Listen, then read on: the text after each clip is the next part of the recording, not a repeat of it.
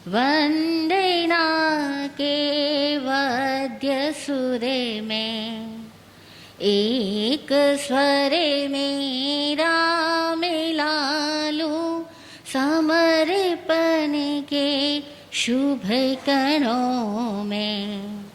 यह सुतन मेरा मिलालू, समर्पण के शुभ कणों में। यह सुतन मेरा मिला लूं।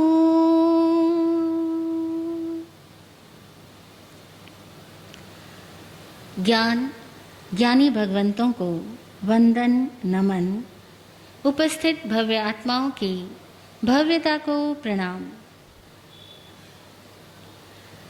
को क्रिएशन, इस वर्ड को सुन रहे थे अभी हम सब कि साथ मिलकर के कैसे सृजन करना। साथ मिलकर के सृजन करना, यही एक संघ का उद्देश्य होता है। संघ तभी बनता है जब समान चेतनाओं का समूह एक ही दिशा में समर्पित भावों से गति करता है। तीर्थंकर कब तीर्थंकर कहलाते हैं? थोड़ा सा अगर हम उनके तीर्थंकर शब्द पर ध्यान दें तो तीर्थंकर तब तीर्थंकर नहीं कहलाते जबकि उन्होंने जन्म लिया, दीक्षा ली या केवल ज्ञान प्राप्त किया। जन्म लिया, दीक्षा ली, केवल ज्ञान प्राप्त किया, तब तक वे एक केवली हो सकते हैं, एक दीक्षित साधु कहला सकते हैं, एक चरम शरीरी जीव का जन्म हुआ यह कहा जा सकता है। लेकिन तीर्थंकरों का तीर्थंकरत्व तभी प्रकट होता है जबकि उनकी वाणी से कुछ लोग जुड़ करके अपने आप को समर्पित कर देते हैं और एक तीर्थ की स्थापना हो जाती है। तीर्थंकर, तीर्थम करोति इति तीर्थंकर। केवल ज्ञान हुआ भगवान महावीर को। इतिहास को पढ़े तो बड़ी हैरानी वाली बात है कि केवल ज्ञान होने के बाद में भगवान 84 डेज तक कुछ बोले नहीं, विचरण करते रहे, एक गांव से दूसरे गांव जाते रहे, लेकिन बोले नहीं।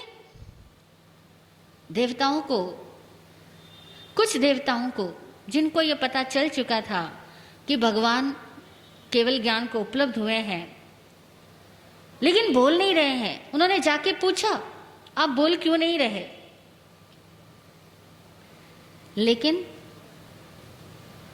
कैसे बोले? जब तक पात्र सामने ना हो उनकी वाणी भी नहीं खिरती है। केवलियों का केवल ज्ञान भी जिज्ञासुओं का, श्रुत अभ्यासियों का उपकार मानता होगा कि जब तक वो सामने ना आए तब तक उनकी वाणी भी मुखरित ना हो। 84 डेज लग गए इंद्रभूति को ढूंढने में, इंद्रभूति तक पहुंचने में। और जिस दिन वे इंद्रभूति के नगर में पहुंचे थे, खबर मिल चुकी थी कि इंद्रभूति एक बहुत महान यज्ञ का आयोजन लेकर के बैठा है और हजारों की पब्लिक उस यज्ञ में इकट्ठी हो रही है। और वे जानबूझ करके इंद्रभूति के नगर में उस दिन पहुंचते हैं जिस दिन इंद्रभूति के यहाँ फंक्शन है, बहुत बड़ा आयोजन है। और वहां जाकर के जब वे इंद्रभूति के मन की बात कहला देते हैं, इंद्रभूति को अंदर तक जंकृत कर देते हैं, और इंद्रभूति जब उनके चरणों में शीश झुकाता है तो पीछे के हजारों लोग वे भी उनके चरणों में शीश झुकाते हैं, झुक ही जाते हैं। और तब तीर्थंकर का तीर्थंकरत्व प्रकट होना प्रारंभ होता है। इस दुनिया में कोई भी घटना अकस्मात नहीं होती, संयोगज नहीं होती। हमें लगता है ऑल ऑफ सडन, हम बोल भी देते हैं it becomes all of sudden कि वो मुझे मिला, ये हो गया, वो हो गया, अचानक करोड़ों का लॉस हो गया या करोड़ों का प्रॉफिट हो गया, all of sudden.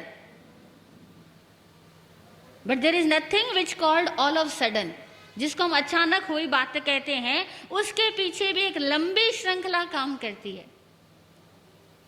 Indrabhuti Gautam जब तक नहीं जुड़ते, अग्निभूति नहीं जुड़ते, वायुभूति नहीं जुड़ते और उन सब के 500-500 शिष्य नहीं जुड़ते, तब तक तीर्थ नहीं बनता। और जब तक तीर्थ नहीं बनता, भगवान का ज्ञान भगवान के अंदर तो था, लेकिन कहते हैं जंगल में मोर नाचा किसने देखा? गूंगे कैरी सरकरा, मन ही मन स्वाद लई। गूंगे आदमी ने अगर गुड़ खाया हो और उसको पूछो गुड़ का स्वाद कैसा है, वो गूंगा है, वो बोल नहीं सकता। ज्ञानी बोल सकता है, लेकिन तब तक नहीं बोलता जब तक कि सामने पात्र नहीं आता। और ये भी बड़ी हैरानी की बात कि पात्र जिस स्तर का होता है, ज्ञानियों के भीतर से देशना उसी स्तर की निकलती है। तीर्थ की स्थापना तब हो पाई जबकि चंदना भी मिली, जबकि इंद्रभूति गौतम भी मिले, जबकि आनंद समणोपासक भी मिला, जबकि राजा सैनिक जैसे राजा महाराजा भी मिले। जब तक वो सारे ना मिले तब तक, और भगवान को ज्ञान प्रकट होने में 12 वर्ष लगे, 12.5 वर्ष लगे, लेकिन उसके बाद तीर्थ स्थापना में कितने वर्ष लगे? एक कंटिन्यूसली प्रोसेस थी ये, वो लगातार चल रही थी और अंतिम समय तक वो देशना दे रहे थे। इतिहास को पढ़ें तो एक बात समझ में आती है कि जिस गुरु को अपनी मृत्यु के लास्ट मोमेंट तक देशना देनी पड़ रही है, इसका मतलब क्या? ऐसा नहीं है कि देशना देने वाले लोग और तैयार नहीं है, लेकिन वो गुरु लास्ट मोमेंट तक देशना दे रहा है। इसका मतलब यह है कि पात्रों को जरूरत है और गुरु के भीतर से भी कुछ खिरना बाकी है, कुछ झरना बाकी है, कुछ निकलना बाकी है। और जब अंतिम शब्द निकल जाएंगे, वह भी एक निर्जरा होनी है। वह निर्जरा जब हो जाएगी तभी तीर्थंकर मुक्त होंगे। और बड़ी अद्भुत व्याख्या शास्त्रों में मिलती है कि तीर्थंकर को बोलना भी उनकी निर्जरा के लिए जरूरी है। वे नहीं बोलेंगे तो उनके तीर्थंकर नाम कर्म की निर्जरा नहीं होगी। कितनी अद्भुत बात है। बोलना उनका कर्म भोग है और जिस भोग के बिना उनकी मुक्ति संभव नहीं है। मोक्ष तो हो गया, निर्वाण संभव नहीं है। बोलना भी जरूरी है। गौशालक ने कहा एक बार महावीर को, तुम चुप हो जाओ, तुम मेरे एरिया से गुजरो तब चुप हो जाना, चुप हो जाओ, मैं तुम्हें नहीं छेड़ूंगा। लेकिन तुम मेरे एरिया से गुजरे और तुम बोल गए, तो मैं एक ऐसा सांप हूं जो काटे बिना, जो फुफकारे बिना नहीं रहने वाला। तुम यहां से निकल रहे हो मेरे एरिया से, बोलना नहीं। लेकिन अब महावीर बोले नहीं, पॉसिबल नहीं। 12.5 वर्ष तक बोल जाए ये पॉसिबल नहीं, और ज्ञान होने के बाद बोले नहीं ये पॉसिबल नहीं। कितनी गजब की बात है। जीवन के सत्य कितने विचित्र है। एक आदमी ज्ञान होने से पहले बोला हो तो बोलता नहीं, बोल जाए तो उपसर्ग आएंगे ही नहीं, बोल जाए तो संकट इतने रहेंगे ही नहीं। बोल ही जाता कि ग्वाले को कि तेरी गाय कहाँ है मैंने नहीं देखी। ग्वाला क्यों कानों में कीले ठोकता? ग्वाले ने कानों में कीले क्यों ठोके? कि मैं कब से बोल रहा हूं तुझको कि मेरी गाय कहाँ है, मैं तेरे पास छोड़ करके गया था, तू सुन क्यों नहीं रहा? सुनाई नहीं देता तेरे को? सुनाई नहीं देता? इतना आवेश आया उस ग्वाले को कि तुझे सुनाई नहीं देता, चल तेरे कान में कीले ठोक के सुनाता हूं तेरे को, अब तो सुन। वो कानों में कीले ठोक रहा है, किस लिए? ताकि महावीर सुन ले, महावीर जवाब दे दे। और महावीर जवाब ही नहीं दे रहे। एक वो समय था जब महावीर बोलते नहीं थे, और एक वो समय आया जब महावीर चुप नहीं रहते थे। कितना अद्भुत है। एक वो समय आ गया कि जब महावीर चुप नहीं रहते। गौशालक कहते चुप रह जा, कोई दिक्कत नहीं है, मेरे क्षेत्र से गुजर जा, मेरे श्रावकों के बीच में अपने ज्ञान की बात मत बोलना। भगवती सूत्र में उल्लेख मिलता है। महावीर ने अपने शिष्यों को कहा गौशालक आएगा बहुत कुछ बोलेगा, तुम लोग चुप रहना। गौशालक आया, सारी भड़ास निकाली। जो शिष्य चुप नहीं रह सके उनको मार भी डाला। 2 शिष्यों को महावीर के सामने मार डाला, लेकिन महावीर बोलते रहे। और अंतिम क्षण तक देशना देते रहे। जरूरी है देशना देना, संयोग नहीं है, अकारण नहीं है, इसके पीछे भी कारण है। ज्ञानियों के हर कृत्य के पीछे कोई कारण होता है, जिसे दुनिया देख पाए या न देख पाए, उसको लीला कहते हैं। इसीलिए उसको लीला कहते हैं कि कारण समझ में नहीं आ सकता। विराट गुरु जी कहते थे कि गुरु असाधारण होता है, दिखता बड़ा साधारण, होता बड़ा असाधारण, बड़ा असाधारण होता है। उसके कृत्यों को समझने की कोशिश मत करना, वो कब क्या कहता है उसको समझने की कोशिश मत करना। उसने जो आज्ञा दी है केवल उस आज्ञा में समर्पित हो जाना, तो मैं गुरु तत्व अंदर में समझ में आएगा।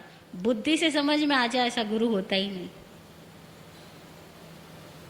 अब बड़ी अद्भुत बातें हैं, लेकिन उन बातों में कुछ बातें हमें बुद्धि से समझ में आ रही है कि तीर्थंकरों का बोलना भी जरूरी है, और जब तक सुनने वाले पात्र न मिले तब तक उनका तीर्थंकरत्व भी प्रकट नहीं हो पाता। यानी को क्रिएशन, सुनने वाला हो तो ही बोला जाता है, सुनने वाला ना हो तो बोला भी नहीं जाता। ग्राहक बढ़ते हैं, माल बिकता है। ग्राहक नहीं हो, कितना भी अच्छा माल हो, क्या करोगे? खरीदने वाला ही कोई नहीं होगा, तो उस माल की वैल्यू क्या? वैल्यू तो ग्राहक से है। गुस्से में आकर के मां ने अपने बेटे को बोल दिया, पता है मैं कौन हूं, पता है मैं कौन हूं, तेरी मां हूं। और बेटा भी, लोग कहते हैं कलयुगी बेटा था, मैं नहीं कहती, ऐसा लोग कहते हैं, क्योंकि कलयुगी शब्द कहना एक गाली होती है। वो बेटा बोला, मां किस बात का घमंड कर रही हो, मैं हुआ तभी तो आप मां कहलाई, मैं नहीं होता तो आप मां कैसे कहलाती? उस मां ने आकर के मुझे ये बात बताई कि महाराज जी मेरा बेटा देखो ऐसे बोलता है। मैंने कहा बोलता है उस पर मत जाओ, आप ये बात को तो समझो कि ये हकीकत है कि बेटा हुआ तो आप मां हुए ना। वो बोले ठीक है, लेकिन क्या माँ को ऐसे बोला जाता है? मैंने कहा बिल्कुल नहीं बोला जाता, लेकिन माँ को भी क्या ऐसे बोला जाता है क्या कि मैं तेरी माँ हूं इसलिए तू मेरा रेस्पेक्ट कर? नहीं, रेस्पेक्ट कभी मांग के लिया जाता है? और जो मांग के लिया जाता है वो रेस्पेक्ट ही कहाँ हुआ? हम क्यों सोचे कि कोई हमें रेस्पेक्ट दे तो हम कोई काम करेंगे? क्यों सोचना? मां अपना कर्तव्य करे बिना इस बात को सोचे कि बेटा रेस्पेक्ट देता है या ना देता है। लेकिन ये बात नक्की है कि बेटा नहीं होता तो वो स्त्री मां नहीं कहला सकती थी, और साधु साध्वी सावक साविका नहीं जुड़ते तो भगवान महावीर भी तीर्थंकर नहीं कहला सकते थे। तीर्थंकर होने के लिए,